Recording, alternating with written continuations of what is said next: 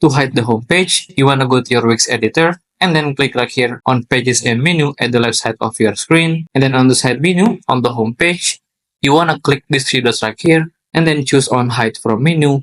Or you can go to Settings and then on the page info of the home page, on Hide from Menu, you want to click on it.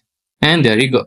When you check on your navigator menu, as you can see, there are no home page anymore. And after you do it, you want to make sure your logo or any element is linked to your home page as a replacement of your missing home page button. To do it, you can just click on the logo or any element. So for example, I want to make this picture perfect camera store as the link to my home page. You can just click on the text and then click on this link icon right here.